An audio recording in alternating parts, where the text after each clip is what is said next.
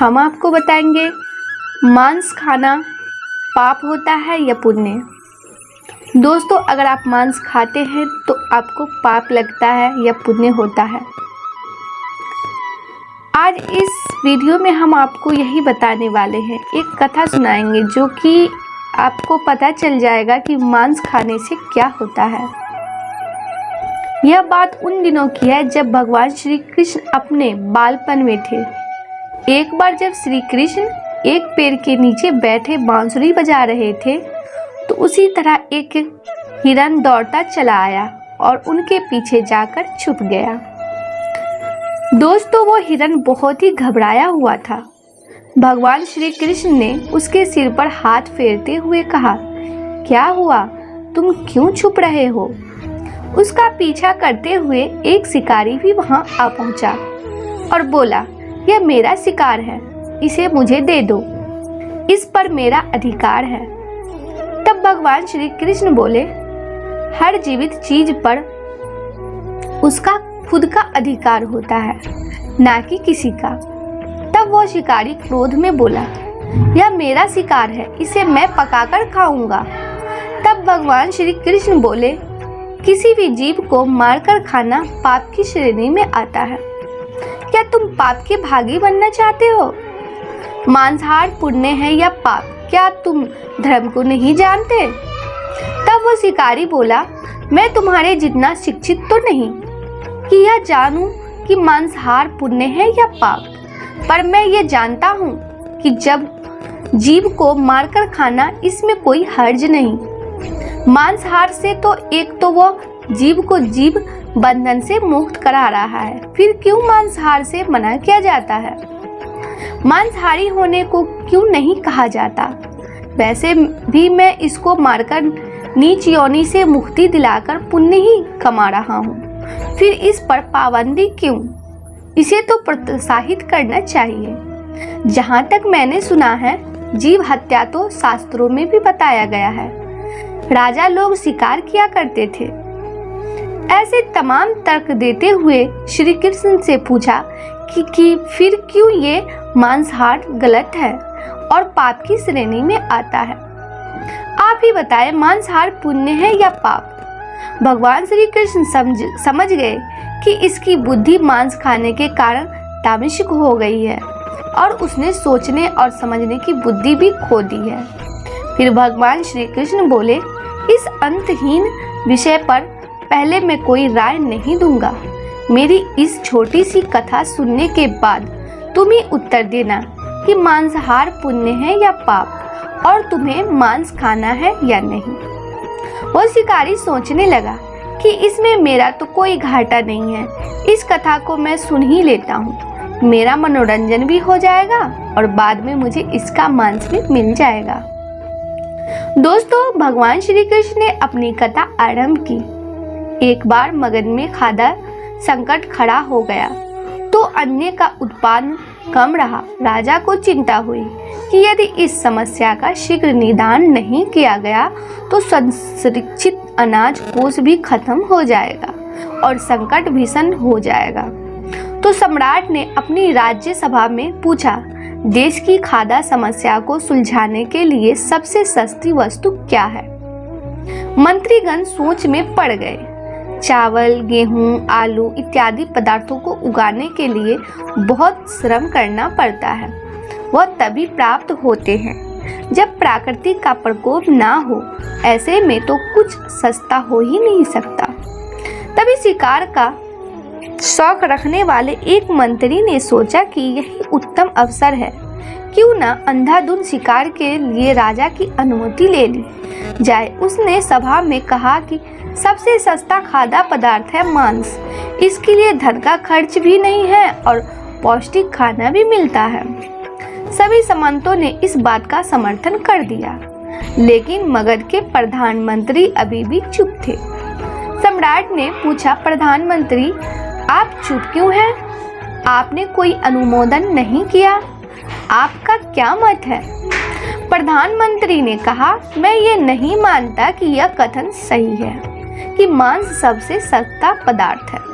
फिर भी इस विषय पर मैं अपने विचार आपके सामने कल रखूंगा। प्रधानमंत्री उसी रात मांसाहार का प्रस्ताव रखने वाले समंत के घर पहुंचे। समंत ने इतनी देर रात प्रधानमंत्री को अपने घर आया देखा तो वह घबरा गया। किसी अनिष्ट की आशंका से वह कांप गया। प्रधानमंत्री ने कहा, संध्या को महाराज बीमार हो गए, उनकी हालत बहुत खराब है। राजा वैद्य ने कहा है कि किसी शक्तिशाली देह का 2 तोला मांस मिल जाए तो राजा के प्राण बचाए जा सकते हैं। दोस्तों, महाराज के सबसे विश्वास पात्र है, इसलिए आपसे योग्य कौन होगा? इसके लिए आप जो भी मूल्य लेना चाहे तो ले सकते हैं। आप कहें तो इस काम के लिए मैं आपको 1 लाख स्वर्ण मुद्राएं भी दे सकता हूँ। एक बड़ी जागीर भी आप मांग सकते हैं। बस आप अपनी इच्छा कहें, मैं कटार से अपने हृदय को चीरकर बस 2 तोला मांस निकाल लूँगा। ये सुनकर समंत के चेहरे का रंग फीका पड़ गया। वो सोचने लगा, जब जीवन ही नहीं रहेगा तो लाख स्वर्ण मुद्राओं से मैं क्या करूँगा और बड़ी जागीर भी किस काम आएगी। वह झटपट अंदर भागा और अपनी तिजोरी से 1 लाख स्वर्ण मुद्राएं लेकर आया। मुद्राएं देखकर उसने प्रधानमंत्री के पैर पकड़ लिए और गिड़गिड़ाते हुए बोला, श्रीमंत, मैं अपनी 1 लाख मुद्राओं में अपनी 1 लाख मुद्रा और मिलाता हूँ। इस पैसे से आप किसी और समंत के हृदय का मांस खरीद लेकर, किंतु मुझे जाने दे, यह बात किसी और को पता न चले। मैं आपसे आग्रह करता हूँ। प्रधानमंत्री जी यह सब समझ चुके थे।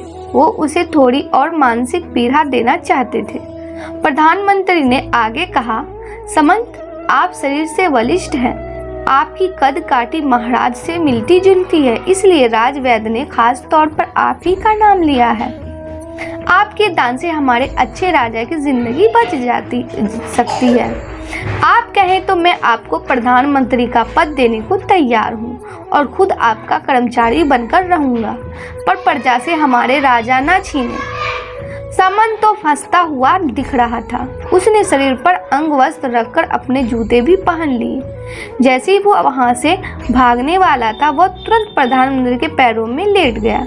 उसने याचना की कि प्रधानमंत्री, मैं इसके योग्य नहीं हूँ। जब प्राण ही नहीं रहेंगे तो प्रधानमंत्री पद का क्या करूँगा?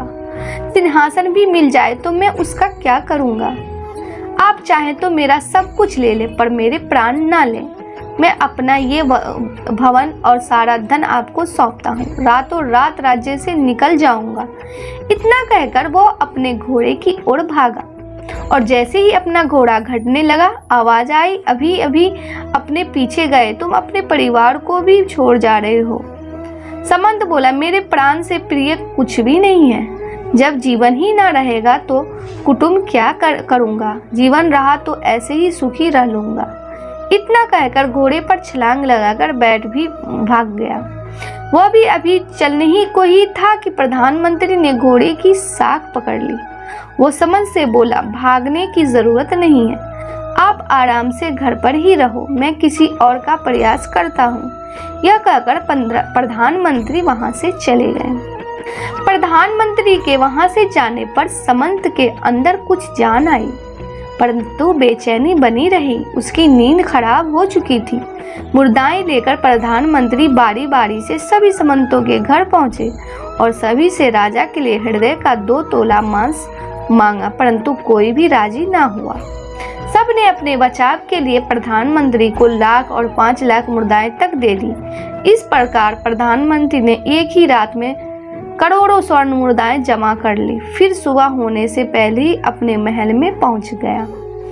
अगले ही दिन राजसभा में सभी समंत समय से पहले ही पहुंच गए। सभी यह जानना चाहते थे कि राजा स्वस्थ है कि नहीं, लेकिन कोई भी किसी से भेद नहीं खोलता था। सबको राजवैद्य की तलाश थी, उनसे ही उन्हें कुछ सूचना मिल सकती थी। प्रधानमंत्री ने सैनिकों को आज्ञा दे रखी थी, जब तक महाराज राज्यसभा में न आए किसी भी समंत को भी महल से बाहर जाने की आज्ञा नहीं है। राजा सभा में अपनी चिर परिचित गति में आए और अपने सिंहासन पर आकर बैठे। सभी समंतों ने देखा कहीं से भी राजा उन्हें अस्वस्थ नहीं लगे। उन्हें तो कुछ हुआ ही नहीं था। प्रधानमंत्री ने उनसे झूठ बोला। हर सामंत के मन में यही विचार चल रहा था, पर कोई भी किसी और को कुछ भी नहीं बोल रहा था। तभी प्रधानमंत्री ने राजा के समक्ष 1 करोड़ स्वर्ण मुद्राएं रख दी। राजा ने पूछा, ये स्वर्ण मुद्राएं किसके लिए है और कहां से आई? प्रधानमंत्री ने कहा, 2 तोले मांस के लिए इतनी धनराशि जुटाए हैं, पर मांस ना मिला। अपनी जान बचाने के लिए सामंतों ने ये मुद्राएं दी है। अब आप यह विचार कीजिए, मांस कितना सस्ता है। राजा को बात समझ में आ गई। उन्होंने प्रजा को अतिरिक्त परिश्रम करने का निवेदन किया और राजा के अनाज भंडार में से अनाज निकालकर श्रमिकों को दिया गया। उन्होंने पौष्टिक सब्जियों की खेती का तुरंत आदेश दिया। वह 1 करोड़ स्वर्ण मुद्राएं इसी कार्य के लिए और श्रमिकों के कल्याण के लिए खर्च की गई। ऐसे साग सब्जी तेजी से उगी, जिससे प्रजा का कल्याण भी हुआ और पौष्टिकता भी मिली।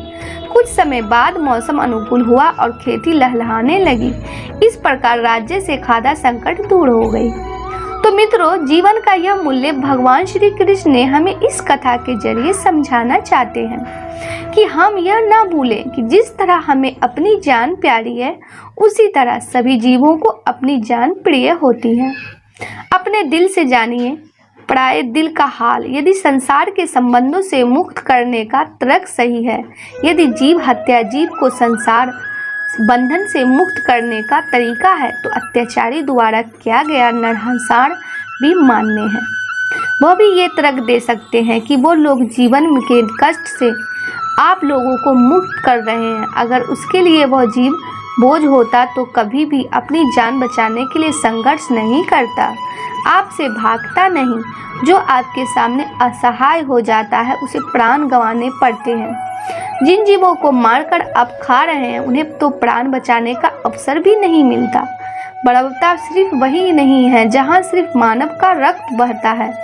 बर्बरता उसे भी कही जाती है जहाँ स्वास्थ्य के लिए किसी जीव की हत्या कर दी जाती है। हम अंत समय में जिंदगी भर के पापों के लिए जिंदगी भर सुकर्म करने की कोशिश करते हैं, परंतु हम यह भूल जाते हैं कि जब हम जीव हमारे लिए काटा गया और हमारे लिए तड़पा, उस श्राप हमें इस जीवन में नहीं बल्कि अगले जीवन तक नहीं छोड़ता। परमात्मा से यह ज्ञान पाकर शिकारी परिपूर्ण हो गया और उसे ज्ञान की प्राप्ति हो गई और वह जान गया कि महानता जीवन के लिए लेने में नहीं बल्कि जीवन देने में है। शिकारी भगवान के आगे हाथ जोड़कर वहां से चला गया और उसने कसम खा ली कि वो अपने संपूर्ण जीवन में किसी को भी कभी चोट नहीं पहुंचाएगा।